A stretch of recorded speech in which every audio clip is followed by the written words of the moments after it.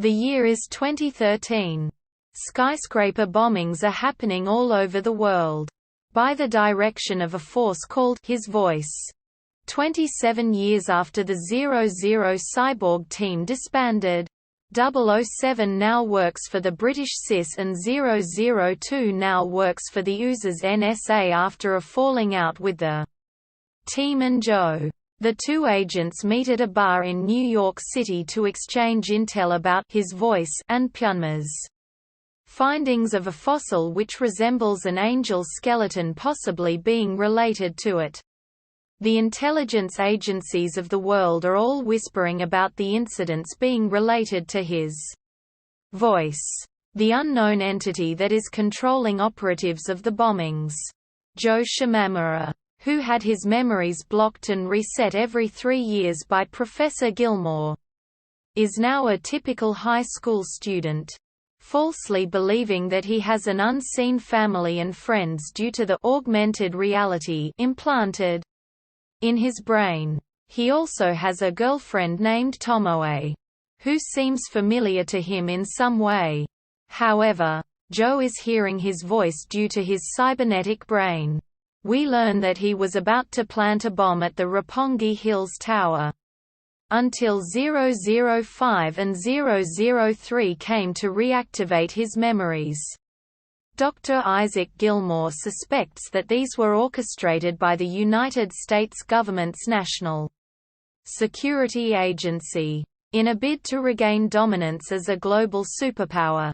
In Dubai, a B-2 bomber flown by a U.S. Air Force pilot under the control of His Voice launches missiles at the city, with 002 in pursuit to intercept.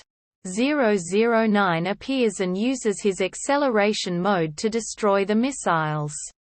After 009 gets knocked off the plane by 002 in a fight, the pilot fires a nuclear bomb which destroys the entire city and kills the population of Dubai. 009 uses his acceleration mode to outrun the blast, but is left unconscious and lying on the beach. In his mind, he pictures himself in the burned-out city. Despondent over his failure, Tomoe appears to comfort him and remind him of his purpose.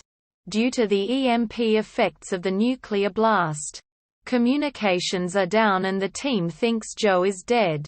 Nuclear missiles are fired and 003 fires interceptors and disables all of them except for one. With no time to lose, Joe requests 001 to teleport him into space to disarm the missile. 001 agrees but states he will be unable to return him to Earth at that distance, as Ivan would exhaust his power doing so.